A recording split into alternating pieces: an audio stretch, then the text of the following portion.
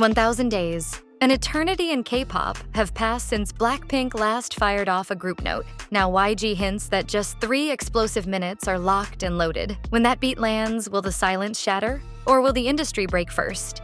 The last confetti cannons of the Born Pink encore burst over Seoul on September 17th, 2023, and then the music stopped. Days turned into months while Jennie filmed luxury ads, Lisa jet set with sold-out solo pop-ups, Jisoo fronted Dior runways, and Rosé drifted into songwriting retreats. Blinks, once fed a steady diet of records and world tour vlogs, were left counting calendar pages. 100, 300, 600. Each rumor of a secret comeback sent YG's stock swinging like a metronome, up 7% on one leak, down 5 when silence followed. By the 900-day mark, not sure YG wears BLACKPINK trended worldwide. Digital billboards in Seoul flashed, "We miss our girls," and fan collectives mailed hundreds of pink umbrellas to YG's lobby as a tongue-in-cheek rain check. The label answered with polite shrugs, insisting scheduling is complicated, while funneling promo budgets to rookie sister group Baby Monster. For the first time since their 2016 debut, the world's biggest girl group felt more myth than reality, an echo bouncing around arenas they once ruled. But corporate quiet can't smother billion-won contracts forever. One boardroom call in late 2024 would drag the silence to a screeching halt and set up a negotiation no one in K-pop had ever tried before. When BLACKPINK's original 7-year pact expired, whispers of a billion-won tug-of-war ricocheted through every newsroom. YG needed the quartet's star power to keep its balance sheet breathing. The members wanted freedom after grinding half a decade on a rigid idol treadmill. For 3 tense months, negotiations stalled, stock prices wobbled, and industry analysts tossed around phrases like K-pop's nuclear winter, if the talks imploded. The truce they forged rewrote the playbook. All 4 re-upped with YG only for group projects. No solo ties, no merchandising shackles. Jennie launched her own odd atelier, Jisoo rolled out Blissoo, Lisa unveiled El Oud, and Rosé kept her legal team shopping for the perfect imprint. Meanwhile, YG clutched the BLACKPINK trademark like a life raft. Any group comeback would still march under its banner, and any delay could trigger eye-watering penalty clauses rumored to start at 10 billion won a week. In short, it wasn't a marriage. It was a high-stakes business partnership glued together by mutual leverage. Fans exhaled, investors cheered, but a fresh question thundered across social feeds. With the paperwork finally inked, when would the music return? The answer burst out of YG headquarters like a starter pistol, and it lit the fuse for the next big announcement.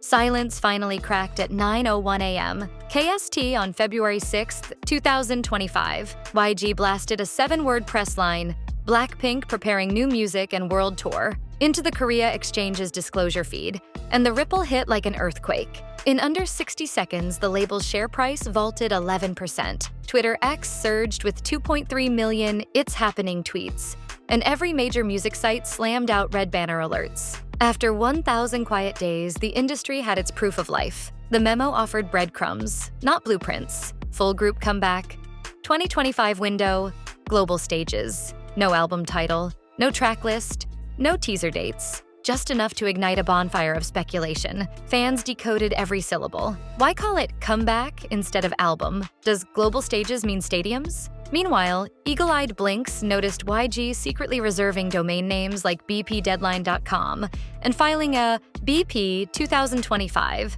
HX trademark for apparel, hinting at a bigger-than-usual branding spree. Ticketing trackers spotted early July holds on Goyang's 42,000-seat arena, and Live Nation flagged Swift-level traffic preparations in an internal memo that promptly leaked online. With the starter pistol fired, one question roared louder than the stock ticker. What on earth will this new era look and sound like? That answer, it turns out, is already being whispered behind studio doors.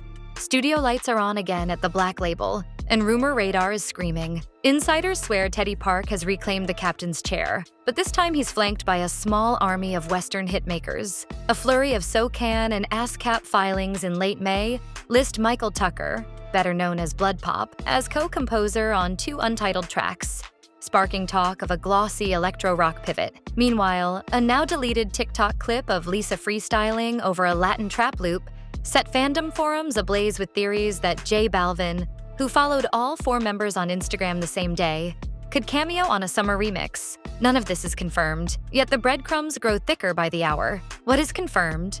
BLACKPINK wrapped the main music video shoot on June 6th, and YG admits they brought in a renowned international director for what fans are dubbing the group's most expensive 3 minutes ever. Leaked set photos show towering container cranes at Incheon's port splashed in hot pink floodlights one night, then a vintage Bangkok alley draped in neon Hanji lanterns the next, suggesting a storyline that hops borders as fast as the group's Spotify streams. Styling clues add another layer. Patent Hawks spotted YG filing a trademark for BP Deadline HX apparel, the same week that tailors who crafted the 2020 How You Like That handbox were rumored to be back on payroll. Fans pieced the puzzle together. Cyber-armored handbox silhouettes fused with holographic embroidery, traditions spliced with sci-fi, an evolution of the modernized handbox that once melted servers. As for the sound, one producer tells Billboard K-Town off-record that the title track swings between trap snares and 80s analog synths before detonating into a rock guitar drop. Think Pink Venom meets Kill This Love on Caffeine.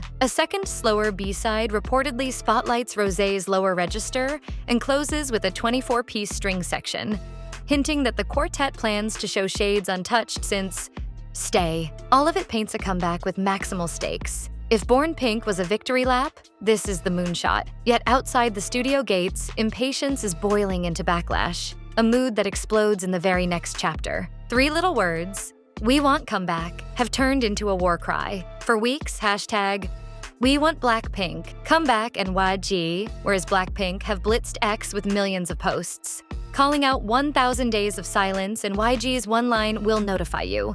Brush off. Digital billboards in Seoul flash the hashtags, while fan collectives rally on Discord to mass email sponsors and demand answers. Yet the outrage isn't aimed solely at YG. Inside the fandom, lines are fracturing. OT4 loyalists versus solo agency stans. Tour ticket buyers versus no music, no money boycotters. Fuel on that fire came when YG's May artist plan video hyped rookie sister group Baby Monster in detail but offered Blackpink only a vague nod. Fans blasted the move as prioritizing the toddler over the queens. Even mainstream outlets note how absence of teasers while Baby Monster gears up has blinks questioning the label's agenda. Then came February's bombshell, a 31-date Deadline stadium tour announced before a single note of new music. Netizens called it the merch run without the album, accusing YG of cash grabbing to patch red ink. Tweets racked up thousands of likes. Tour teaser before comeback teaser. Are you kidding? Stock forums ran with the narrative that Blackpink is YG's ATM. Protest took physical form too. Blink unions shipped pink umbrellas and LED trucks to YG's lobby, each flashing countdowns to July 5th and looping the chant, "Drop the track or drop the tour." A Change.org petition demanding a full promo schedule sped past 300,000 signatures in 48 hours, proving fury can be organized as swiftly as any K-pop dance break. And while fandom tempers boil online, arenas from Seoul to São Paulo are bracing for impact.